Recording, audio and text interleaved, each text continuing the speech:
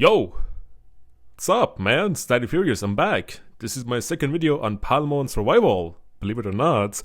And in this video, I'm going to yap about beginner's guide, step by step. So we're gonna go through the basic interface in game, how you can navigate through them and find the tab which you're looking for, whether if it's an event tab or VIP tab or anything else, right? Because at the start of the game, it is a bit hard to get used to it, right? Because everything is literally on your face. There are so many events, so many things, so many notifications that pop up on you, and you get confused. But after a while and dozens of clicks, you will get used to them, so no worries on that. Next, we're gonna talk about Palmons and Amigos. We're gonna talk about squads. We're gonna talk about various gameplay features like PvP and PvE, also guild versus guild, and guild events you can do with your guild members like hunt for the boss as a teamwork, right?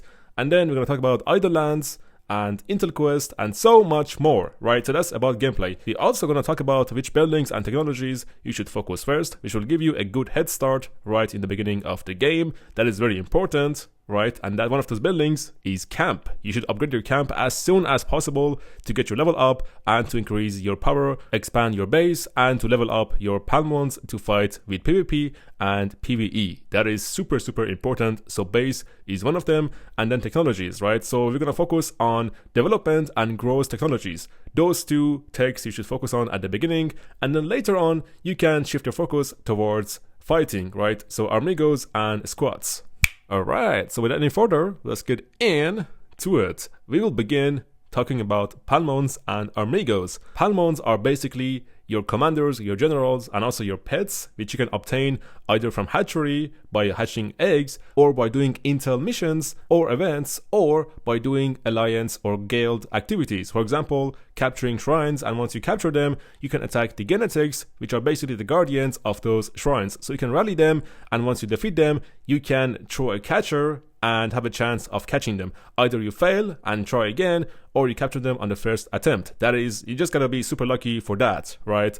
For me, it's usually like a failure, so I like keep doing it several times until I finally catch that Pokemon. And also catchers are very important items to have, so you should always go for them when they are available on the events. You can also craft them in your base from the Pal Catcher workshop. Oh, and by the way, you can also get one catcher per day if you invest in the third tier of Palite Investor event. Very good event, and I recommend you invest in all three tiers, because what's great about this is that at the end, once 7 days are done, you will get all of your palettes back. It's literally called Investor, right? So invest and you get your palettes back with an interest on top of it, right? That's great. So as soon as you have the gems or palettes, I recommend you get all three tiers. But if you're limited on palettes, then you should prioritize getting the third tier, so 10,000, then 5,000, and then 1,000. So that's about Palmons and how you can catch them. Now, where can you use Palmons? You can use Palmons in pretty much everywhere, right? In PvP events, in PvE events, you can use them in idle lands, you can use them in obtaining intel quest, right? You can use them in your guild events, like fighting versus other guilds or doing guild activities with your guild members. And of course, the most basic one, Palmons work for you. They work in your base, they produce your resources, they farm your food, and they sleep on your beds. They're basically your pets. That was a rhyme, by the way. God damn. Anyway, so Palmons are your generals. They are your commanders, right? And what does every general and commander need? They need soldiers to fight for them, right? And soldiers here are Amigos or Amigos. So Amigos are our troops we use to fight other players, for example, or to rally other bosses and genetics and stuff like that. So without Amigos, you cannot fight anything basically. Sure, you can fight in Intel Quest, you can fight in idle lands, but you cannot fight on the open field, on the open world map, right? For open world map, you need Amigos to fight for you, to join your rallies, and of course to defend your base if you're getting attacked. And just like Palmons have a tier list like SR, SSR, and UR, Amigos have them too. There are in total 9 tiers of Amigos, and you automatically get higher tier Amigos as you upgrade your Amigo hut. That is how you get them. Unlike Rise of Kingdoms, where you can get them by researching in the academy, here you unlock higher tiers, first by upgrading your camp, which allows you to upgrade your Amigo hut, which allows you finally to upgrade your Amigos. As simple as that. Now, let's talk about gameplay. So, just like any other strategy game, there are PvP and PvE elements in this game as well. PvP, it's person versus person, meaning you fight against other real players. PvE, it's you versus robots or computers or AI the game has designed for you to fight. So basically Idlelands or Genetics, Bully Moon, Bully Boss, World Boss, and stuff like that is considered to be PvE. Then we have Idlelands, which is basically Expedition. There are levels to this, which you have to complete and progress to the next level. I believe there are 500 levels in total, and it is quite hard, right? So you don't get to complete them all right at the start. It takes time. You need to upgrade your Palmons, upgrade your base, and get some nice equipment in order to get above level 200, right? For example, right now my server is on day 7 and I'm only at level 129.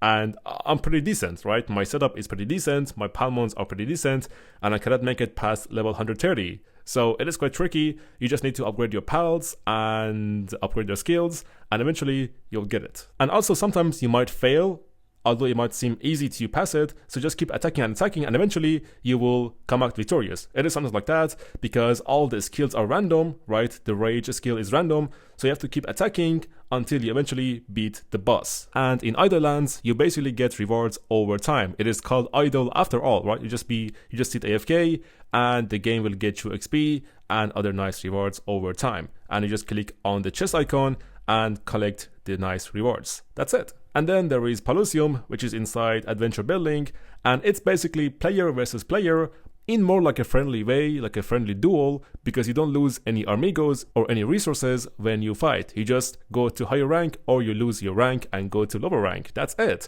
And it's a great event, right? It's a great feature because you get rewards every day, you get rewards every week, depending on your rank. And as you ascend to higher ranks, of course, you also get gems, palettes, which you can use to upgrade your VIP. Very good and fun feature. And of course, in this case, you need to have the best defense setup and the best attack setup, right? So just use your strongest Palmons with the best equipment and the best skills in both defense and offense. Plus, this game mode has a shop you can buy items from using your prestige coins. Right, now let's talk about the priority in upgrading your base buildings. So first of all, the most important is upgrading your camp, because your camp allows you to power up faster, upgrade your Palmons to higher levels, expand your base, and of course to upgrade the other buildings that depend on the level of your camp.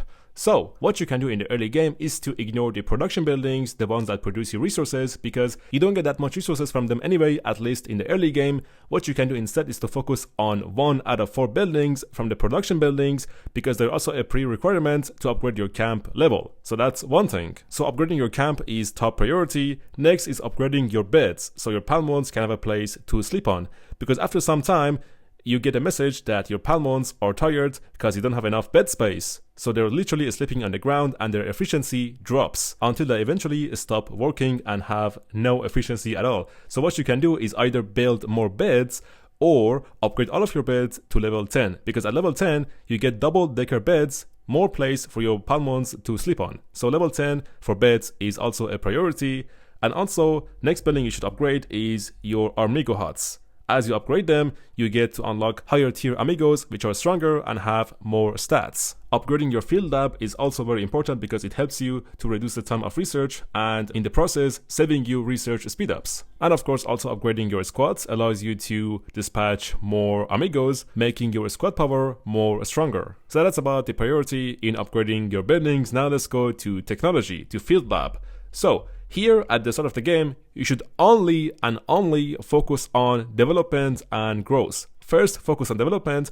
After you do that, then you can focus on growth. Because at the beginning, you don't need to focus on fighting and combat like Palmon and Amigo and squads. All of that comes later and there is no rush at the beginning of the game. So first you focus on development and you finish off this tree, the entire tree. Because this will help you to save a ton of speed ups. How? By reducing building, research, training, and healing time. All of that in one. It also increases your building's capacity. You can train more amigos in higher batches and of course have more hospital capacity and eventually save troops in case if you get attacked. So first you focus development, then you focus growth, and then after that is done, then you can focus on Palmons, on Amigos, and on Squad 1, 2, 3, and 4 later on in the game. But development and growth, they are the foundation of your progress. Now let's talk about some mistakes you can avoid early on in the game. And one of them is to not upgrade your VIP level, right? I see a lot of people spending their pallets on other stuff, right? Like on anything except on upgrading the VIP, which is the most important. VIP gives you passive bonuses, and those bonuses are permanent, right?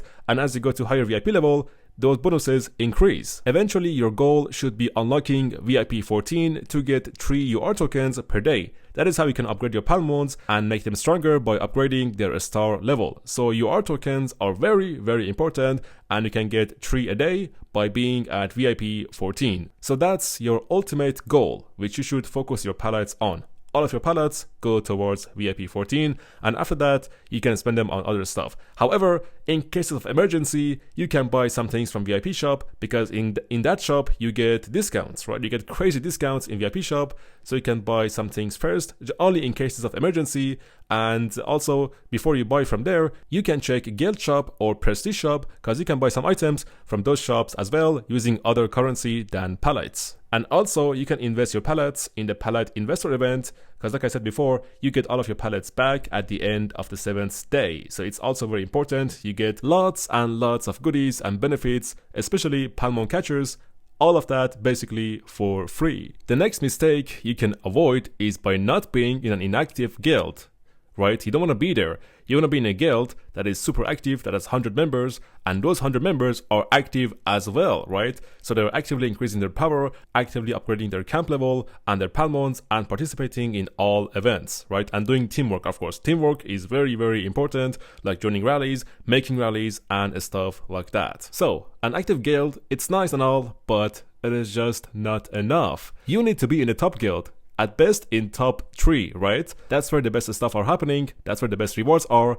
and every time an event comes up, your guild needs to be among the top ranks to get the best rewards. And of course, also when it comes to capturing shrines, your guild needs to be strong enough to have a say and to not get orders from other guilds, right? You need to be your own boss. Teamwork is dreamwork, baby! The next big mistake you should avoid is by upgrading the wrong Palmons, or by simply upgrading too many Palmons at once. You should focus only on 5 at a time, because at the start you only have 1 squad, and that squad should be your best. So focus on 5 at a time, and then once you unlock your second squad, you can focus on the next 5. The best Palmons you can invest in early on are Ninjump. You can even get this guy for free from the hatchery building and also from the Intel quest. So very easy to get and very easy to upgrade. Ninjump, for example, I'm only playing for 7 days and he's already at 4 stars. And as you can see, he's a front laner, so make sure you put him on the front. The second best Palmon for early on is Mantle Array. You can get her from Shrines level 1 once your guild captures it, and then you can rally the Genetic and then use a catcher to catch this Pokemon. The third best Palmon is 𝒟𝒹𝓿𝓇. You can randomly find them on the map and you can rally them and then use a catcher to get them, right? So 𝒟𝒹𝓿𝓇 is also a frontliner, so you can use him on the front next to Ninjump. The next best Palmon is Lucidina. She's pretty strong, she does high damage and definitely a must invest. Now the fifth best Palmon is going to be an SSR, the purple color, and it's going to be either between 𝒟𝒹𝓿𝓇 or it's going to be the 𝒟𝒹𝓿𝓇. God damn, 𝒟𝒹𝓿𝓇. Bruh, you know what? Let me just call him Phoenix. So Phoenix or 𝒟𝒹𝓿𝓇 are going to be our 5th best Palmon, and so these 5 Palmons in total are going to be in your squad 1, which is going to be your best squad in the early game. And one more thing about the Phoenix is that he's super nice in the intel. He gives you more intel tasks, intel quest, right? So you can do them and get more rewards and that is from his second skill, the Eagle Eye, right? So make sure you upgrade that, and each time you do, you get 1 more treasure every single day. Mine's at level 20, and it gives me 27 up to 28 treasures a day. And now one thing about 𝒟𝒹𝓿𝓇 is that this Palmon is great at attacking bully moons, right? So when you attack bully moons, you get more resources from them, as you can see in the second skill, Miracle Maker. Increases gold, lumber, and steel rewards by this many % when it defeats a bully moon or bully boss, right? So when you attack a bully moon or when you rally a bully boss, you get more resources. And also when you increase her star level, you get more resource bonus. For example, mine's at 3 star and she gets 15% resource bonus. Whew, alright, that's gonna be pretty much the video for today. I hope you learned some new stuff and you picked up on some nice, useful tricks, right? I made a lot of these mistakes when I first started the game, but now hopefully I learned my lesson, and hopefully you guys learn your lesson as well and avoid these easy, simple mistakes. So focus on your VIP, focus on your camp level, and focus on your development technology. That's it. Oh, and by the way, I hope you have a better luck than me in catching pals, because goddamn, it's bad. I'm down bad, bro. I'm down bad.